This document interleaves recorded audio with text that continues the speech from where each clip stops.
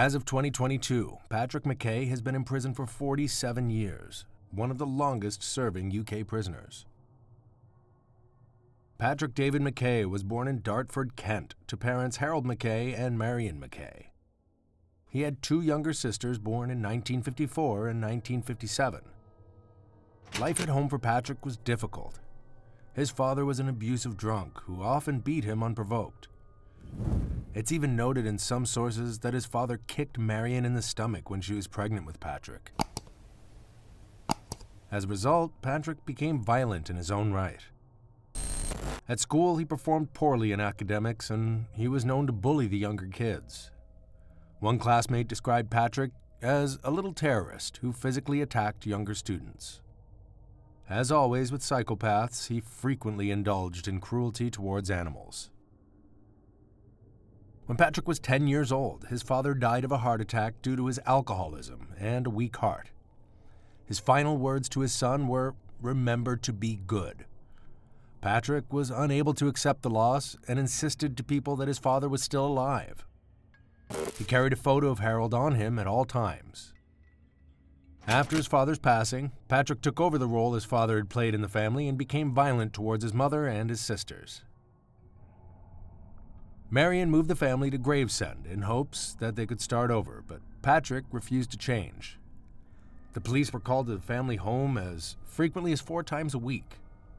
At one point, Patrick attempted to end the life of a younger boy, later stating that he would have been successful had he not been restrained. By the age of 15, Patrick was diagnosed as a psychopath by psychiatrist Dr. Leonard Carr, who also predicted he would grow up to be a cold, psychopathic killer. Patrick was removed from his family home on 18 occasions between the ages of 12 and 22 and placed into various specialist schools, institutions, and prisons. One of his teachers at a specialist school described him as a potential murderer of women. In 1972, after being released from another stay in a psychiatric hospital, the affluent London areas of Chelsea and Knightsbridge were engulfed by a wave of petty crimes. These areas were known for being home to the wealthiest residents of London, full of high-end restaurants and luxury shops.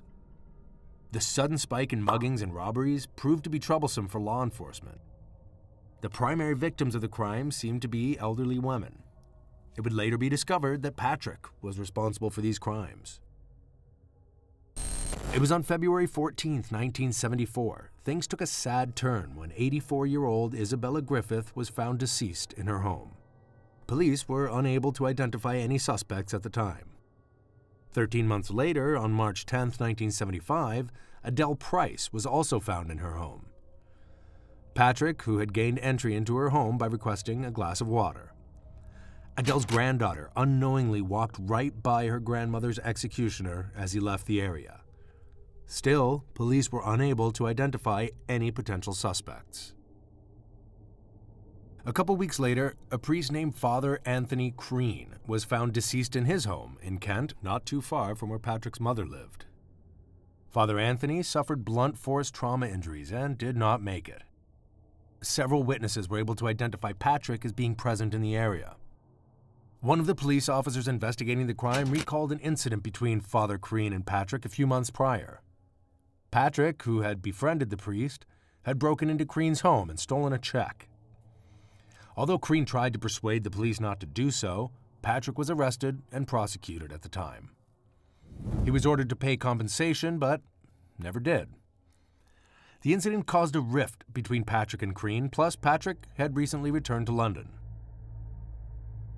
After the incident was recalled by the police arrested Patrick, who quickly admitted to the crime. After his arrest, Patrick's fingerprints were taken and matched to ones found at previous crime scenes.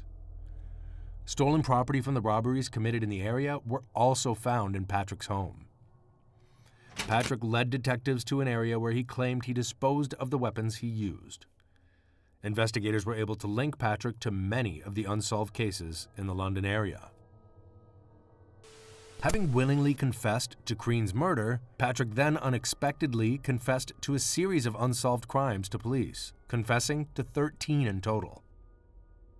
Although the incidents were unknown to law enforcement at the time, investigators were able to verify many of Patrick's claims.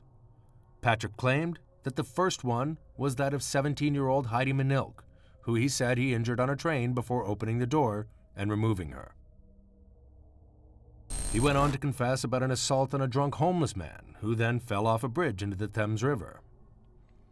Then, sadly, he told officers about 57-year-old Stephanie Britton and her 4-year-old grandson, whom he claimed had to go because they were witnesses.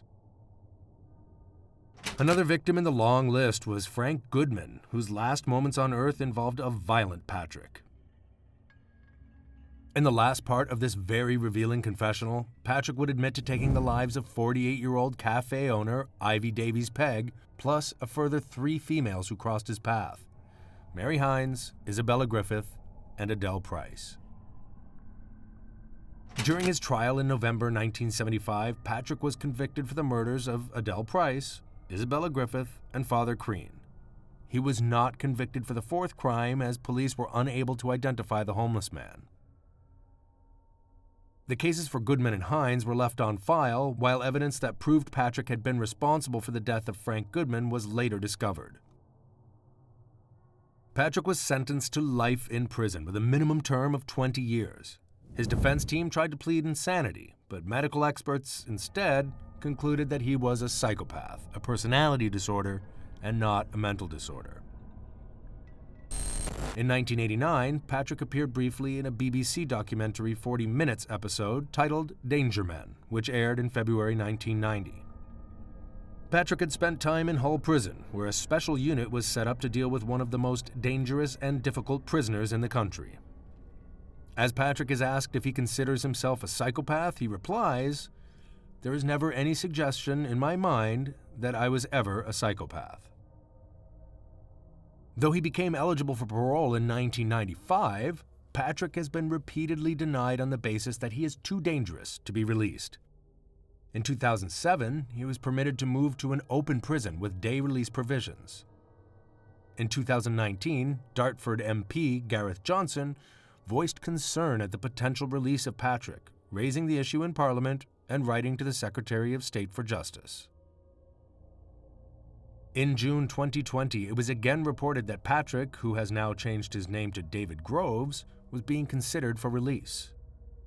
However, the hearing of the parole board was postponed amidst a fresh investigation into his involvement in the crimes to which he had previously confessed to, which he was still suspected of having committed. Nobody else has ever been arrested or charged for these crimes since. It was decided in May 2021 by the parole board that he would not be eligible for release, but could remain in open prison conditions.